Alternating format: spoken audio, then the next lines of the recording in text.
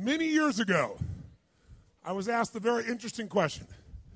Somebody asked me a question, they raised their hand in a seminar and said, Tony, can you change people that don't want to change? Of course you can change people who don't want to change. All you need is the right kind of. If you have enough leverage where change becomes an absolute. Now for some people, leverage is not even the threat of their own life. Some people would rather die than have you tell them what to do. And so that's not the leverage. The leverage for them might be something for their children. Leverage for them might be spiritual growth. All of us have a leverage point. If you find the leverage, not the leverage you make someone do it, the leverage that will make them make themselves do it. We all have some place that will get us to follow through. Now, if you get enough leverage and if you interrupt the pattern enough, how many of you ever had a pattern when you were a kid and you had like some obnoxious uncle or something and you were trying to be upset and they'd come like rub your damn head or something that should make you crazy and you couldn't stay upset because they kept doing this to you? How many had this happen? Say aye. If you have enough leverage and you break someone's pattern enough times, a new pattern will show up. If you're conscious, you can create the new pattern. So the answer is yes. Now then the question would be, Tony, if all it takes is leverage, then why don't most people change? And I had a lot of answers to that, but that night, I'm a night person. That night, I'm wired up after a seminar. It's like 2 o'clock in the morning. It was December. And so I flip on the television in the back for some white noise, looking for CNN, and I come across the old Christmas classic, this Christmas Carol, right?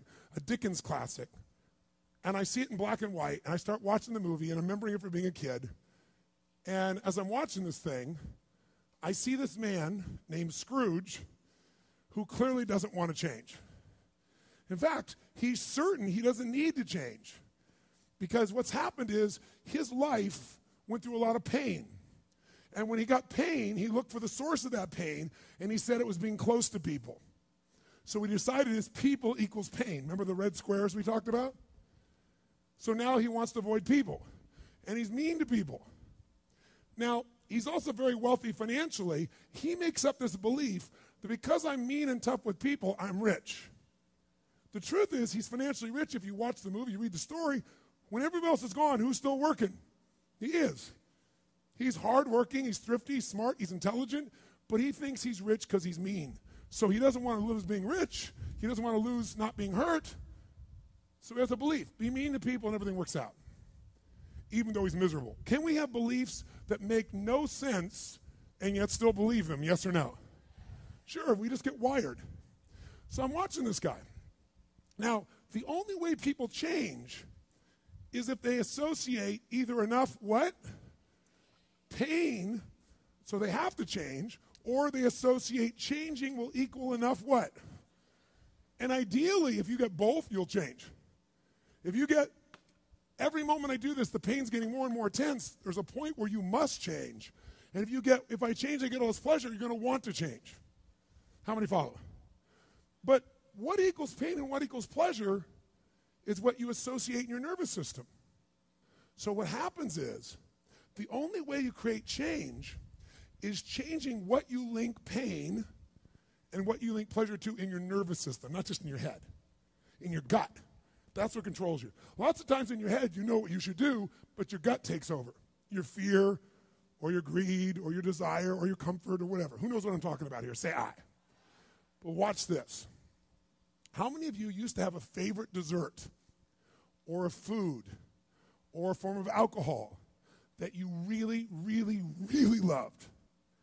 And then one night you had an experience like never before, where something happened, where this food or this drink or this alcohol that you love so much, it went down, but it kept coming back up at a level of intensity and with enough aroma and pain and association that to this day, it takes no willpower just to think of that alcohol or think of the smell of that food or look at it makes you appalled, makes you repelled. Who's had an experience like this in your life? Say aye. Tell me what that change was. Was that a change in willpower? No. all that happened is your brain changed what it used to link pleasure to, it now links pain to. When you link enough pain, it takes no willpower, you're going to avoid it. The problem is some of you are linking pain to things you need, like exercise, right? Or pain what you need, like a relationship, right? And it's the wrong association, but it's going to control your life.